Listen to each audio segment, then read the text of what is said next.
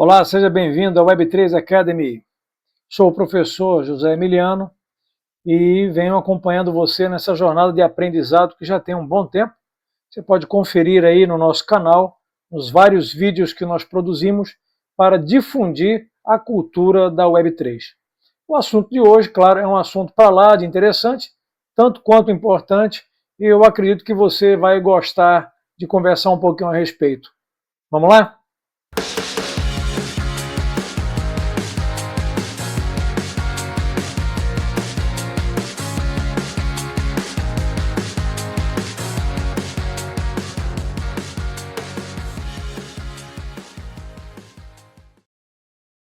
Pois é, retornamos e vamos falar sobre carteiras custodiadas e não custodiadas. Acho que é importante você conhecer os conceitos envolvidos por trás disso daí, entender como funcionam aí as finanças descentralizadas. Nós não vamos aprofundar muito nisso, mas é interessante a gente entender para que a gente saiba a importância da guarda dos nossos próprios ativos, tá bom? Então vejamos. Carteiras custodiadas e não custodiadas. Será que os seus criptoativos estão seguros? Vamos ver. O que aconteceu esse ano? Tivemos aí o problema no final do ano passado envolvendo o Banco Master, né? Que foi um banco liquidado aí pelo nosso Banco Central, e isso acendeu um alerta, né? Na semana passada nós tivemos aí um evento chamado Tokenation, que é justamente um evento voltado para essa parte aí de tokenização, ativos digitais e tudo mais, e esse ocorrido aí com o Banco Master acendeu um alerta para a comunidade da plataforma Web3, da internet Web 3.0, né, a parte de criptoativos, acendeu o alerta para uma questão que é muito importante e às vezes a gente não está prestando atenção. Quando você tem um dinheiro investido num banco, e por acaso acontece um problema, como aconteceu esse aí do Banco Master, o banco ele é obrigado a te devolver o dinheiro que você investiu desde que não ultrapasse o valor de R$250 mil. Então esse valor é devolvido, é estornado por conta de uma coisa chamada Fundo Garantidor de Crédito. Então todo banco paga uma cota mensal para o Fundo Garantidor de Crédito, como se fosse um seguro, né?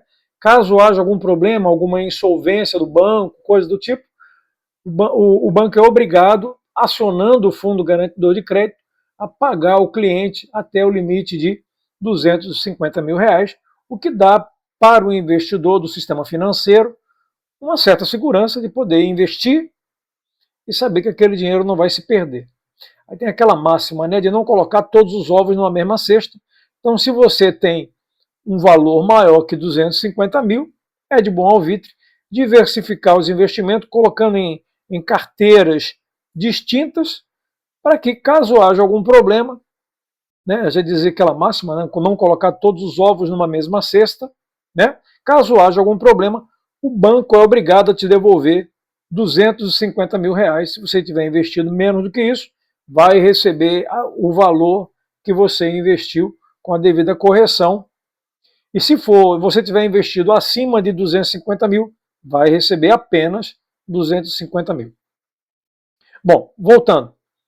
Essa questão dos bancos tradicionais, do sistema financeiro, acende um alerta para quem trabalha com criptoativos, justamente porque exchanges não oferecem proteção.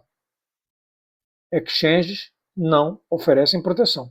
Qualquer mecanismo de finanças descentralizadas, que são comuns na Web3, não tem fundo garantidor de crédito e não tem proteção para o cliente. Então, fique ligado, que talvez não seja interessante manter o dinheiro muito tempo aí parado na sua exchange. Então, para que a gente entenda, quando você tem uma wallet, uma carteira não custodiada, uma carteira sua, que você instalou na sua MetaMask, você tem os ativos na sua carteira. Em linhas gerais, tá?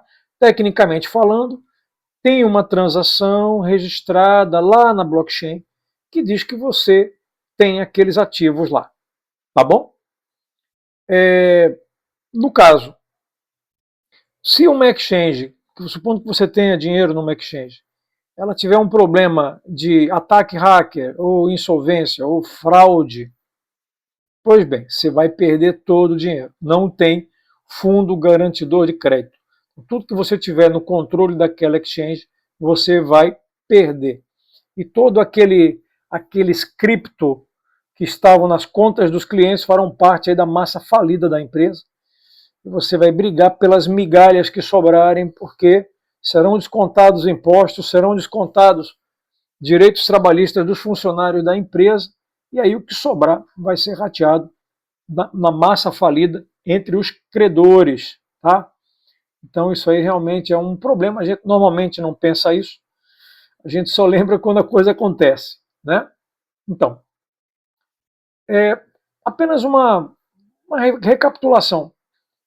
As wallets, elas são a base da finança descentralizada e ela permite que você tenha total controle do seu ativo. Então, quando o dinheiro está, os meus tokens estão na minha wallet, eu sou o dono absoluto desses valores. Tá? Quando estão na exchange, eu não posso garantir, tá bom? Claro, as wallets não servem apenas para guardar tokens, tampouco para guardar NFTs. Ela permite que vocês acessem plataformas e tenham acesso a funcionalidades e recursos em sistemas aí da Web3. Vamos exemplificar aqui para vocês entenderem. Vamos ver aqui. Esse é um esquema, né, um pouco simplificado, de uma blockchain que é formada por uma rede peer-to-peer de nós. Aqui eu represento 10 nós, mas na verdade nós temos 12 mil nós compondo aí esse sistema descentralizado, ok? Dentro desse ecossistema eu tenho usuários com suas wallets conectados a nós, né, da blockchain. Alguns usuários possuem tokens, outros possuem tokens, NFT, como aparece aqui no desenho, na ilustração. Nós temos também nesse ecossistema as exchanges, tá, que permitem aquisição, compra de tokens, tudo mais. Em linhas gerais, são esses elementos aí que fazem parte. Aqui no canto superior, nós temos dois usuários, tá, que estão conectados, são clientes de uma exchange, no caso aqui a Binance, tá, e também são correntistas de banco aqui do Sistema Financeiro Nacional. Então, o que aparece sombreado aqui nesse canto é o Sistema Financeiro Nacional. Eu estou aqui representando um banco, mas eu também tenho envolvido Banco Central e tudo mais. Então, quando um usuário desse aqui quer colocar criptomoeda aqui dentro, então ele conecta com o banco, faz um Pix para o favorecido a exchange, e a exchange compra no mercado aqui se ela já não tiver na sua reserva de ativos, ela compra de alguém que esteja negociando, ela compra os seus ativos, coloca na sua conta dentro da exchange. Então, os criptoativos não pertencem a você. Diretamente não, mas por meio do contrato firmado entre você e a exchange. Vamos dar um zoom nisso daí para a gente entender. Então, vamos supor que eu tenho dois operadores, está o usuário aqui com o CPF dele, ele abre uma conta na Coinbase, numa exchange, e vai lá, criado uma conta para ele, vinculado ao CPF dele, uma conta número tal. Então, esse usuário, ele é usuário dessa exchange e tem uma conta vinculada a ele. Se ele quiser comprar cripto, ele manda um Pix pelo banco dele para a Coinbase E a Coinbase, pelo valor do câmbio, né, que ela estiver negociando, ela vai creditar naquela conta o valor daquele cripto que foi adquirido, correspondente, né, pelo câmbio que estiver em vigor. Ok? Então, em termos práticos, a própria exchange tem lá os seus ativos, né, da exchange. Ela pode tirar daqui e passar para você, ou ela pode negociar. Como ela tem aqui a conexão dela por um smart contract especificamente criado para isso, ele interage com o sistema financeiro descentralizado, pode adquirir tokens para reforçar o seu caixa ou para atender demanda do cliente. Então, assim que funciona em termos práticos. Então, o dinheiro, o token que você compra, Bitcoin, Ethereum, Solana, Dogecoin, que eu adoro, esse dinheiro não está com você. Ele está numa conta da tua exchange. Tá bom? Então, se você quiser rever esse dinheiro, você tem duas opções. Você pode solicitar à exchange o saque, ela faz o saque, um Pix de volta para o seu banco. E aí você pode sacar em espécie ou ter o dinheiro de volta na sua conta bancária. É assim que a coisa funciona. Aí você me pergunta, professor, se eu tivesse uma wallet, eu poderia transferir da minha Coinbase para aquela wallet externa? Pode. Pode sim, sem problema. Tá bom? Lembrando uma coisa, quando você está sob os olhos aqui do Sistema Financeiro Nacional, dentro dessa área sombreada, você está na área de vigia do fisco, da Receita. Por essa razão, você já deve ter observado na sua declaração de imposto de renda que tudo que você tem aqui nessa exchange já está compondo a sua declaração do imposto de renda, então os ganhos de capital também têm que ser declarados, tá bom? Para quem não tem dinheiro em exchange, tem dinheiro recebido diretamente na sua wallet, o cenário é diferente.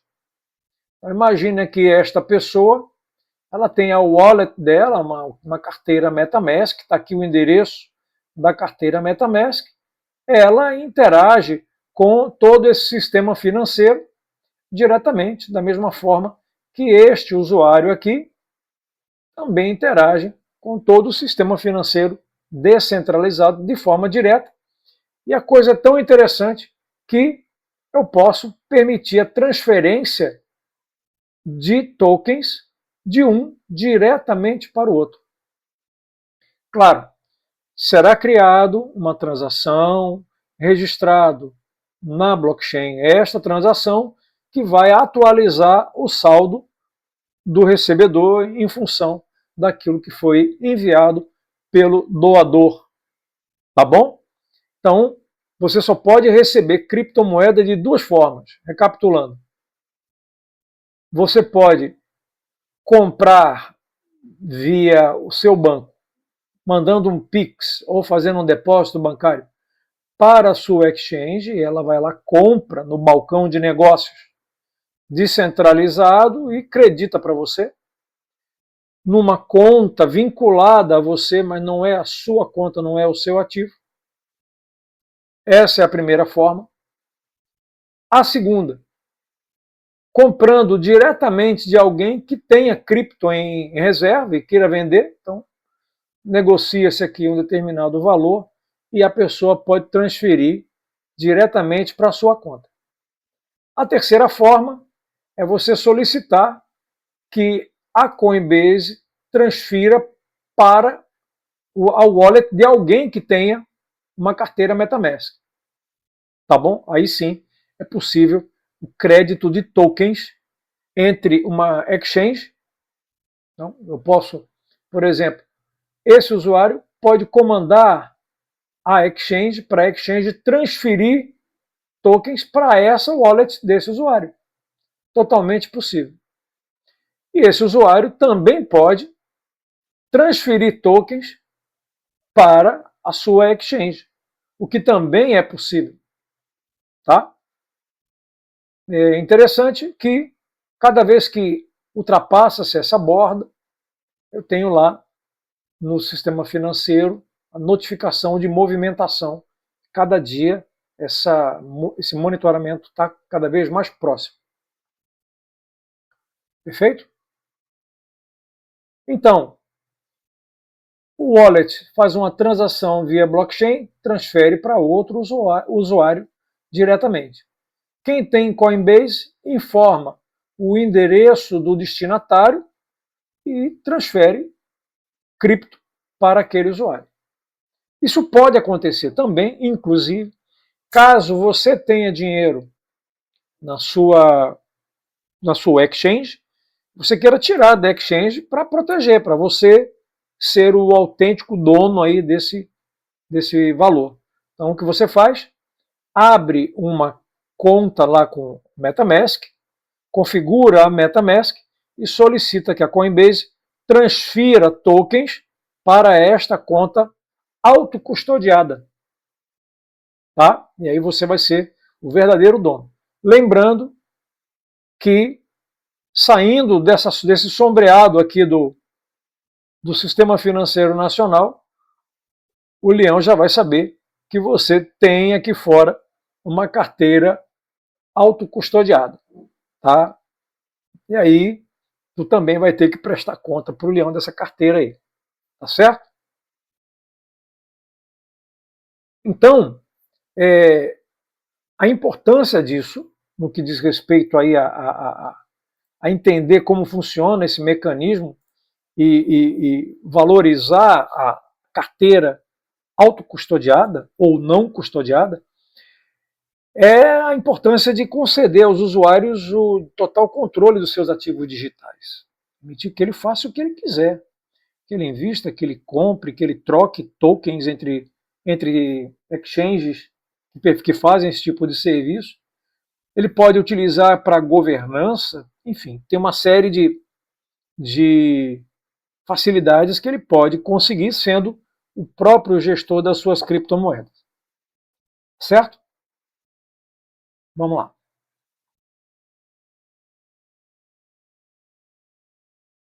Então, em resumo, carteira custodiada, o dono dos tokens não é você, é a exchange. Qualquer coisa que aconteça com ela, você vai, digamos assim, se arrepender um pouco. Tá? E na carteira não custodiada é sua. O dinheiro é seu e, claro, a responsabilidade é sua. Se você cair num phishing, se você cair num golpe, tu não vai ter para quem reclamar. Afinal de contas, você vai ser o próprio responsável por tudo que acontece, deixe de acontecer com a sua carteira. Tá bom? Então aqui um resumo bem interessante dos tipos de carteira, o que a gente chama de carteira Externally Owned Account, que é uma conta externa, controlada pelo usuário via chave privada. Nós temos como exemplo a nossa MetaMask, Trust Wallet. Tá? Eu tenho uma conta de contrato, então toda vez que eu faço um deploy de um smart contract, eu tenho uma conta nativamente associada àquele contrato, com um endereço do contrato. A gente já viu em aulas anteriores a questão de variáveis globais, né? Variáveis globais. Eu tenho uma delas, é balance, é justamente o saldo desta carteira aqui, ó. Carteira de um contrato inteligente, tá bom? Carteira custodiada, as chaves são mantidas por uma empresa ou exchange, no caso da Binance, mercado Bitcoin, por aí vai. Ou aqui, carteira física, que na verdade é um tipo de externally owned account, só que ela é um hardware em vez de ser um programa de computador, como é o nosso MetaMask. Então, em resumo, as exchanges gerenciam as contas dos seus usuários. São chamadas contas custodiadas. Tá? Elas não possuem fundo garantidor de crédito, então se você usa como investimento e algo acontece de errado, pode não, vai perder tudo que está ali dentro. Tá? A autocustódia, ela tem as suas vantagens. Permite que você gerencie os seus ativos e que você faça o que bem quiser com eles. Agora, é claro, a gestão é sua. Caso você caia num golpe ou transfira dinheiro para uma conta que não existe e você venha a perder os fundos, não tem para quem reclamar. Tá bom? Agora, importantíssimo, é possível transferir, como a gente viu aqui nesse vídeo, é possível transferir de uma exchange para a sua carteira autocustodiada. Então, essa manobra aqui, voltar aqui o slide, ó, ela é altamente possível. Você pode criar uma carteira, autocustodiada e comandar aqui na sua carteira da Coinbase, por exemplo, a transferência dos seus tokens para essa carteira aqui. Tá bom? É uma forma aí, digamos assim, de guardar, prevenir aí a perda dos seus ativos. Ok?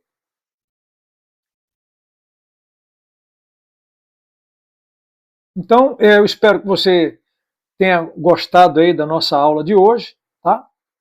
E a gente faz esse trabalho com muito gosto, porque a gente acredita que a Web3 aí, ela é o futuro. A gente é uma crença pessoal, mas também é uma crença de toda uma comunidade, né? De que a Web3 realmente ela significa mudança, tá? Novos ventos aí de economia descentralizada, com baixas taxas de juros para quem pretende pegar criptomoeda emprestada, enfim, tem tudo para funcionar no futuro próximo. E se você quiser acompanhar, eu gostaria de apresentar aqui mais uma vez o meu livro Civilização Codificada, tá? É um livro, uma capa bacana, a capa ela é uma capa espelhada, né?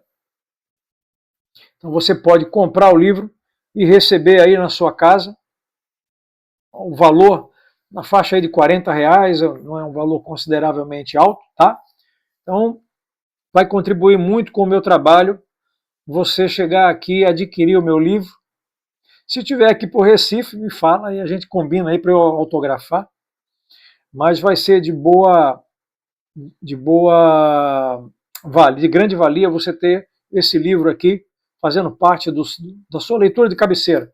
Não é um livro longo, tem aí 90 páginas e numa linguagem bastante simples, direcionada e bem focada nos conceitos básicos aí do que é a Web 3.0.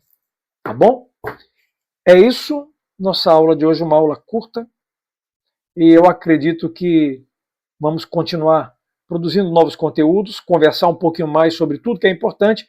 Continuaremos com nossas aulas de programação, tá bom? Então ative as notificações, eu agradeço aí a sua presença, tá? Clica aí, inscreve-se no nosso canal e estamos aí para mudar essa internet do futuro, ok? Obrigado e até lá!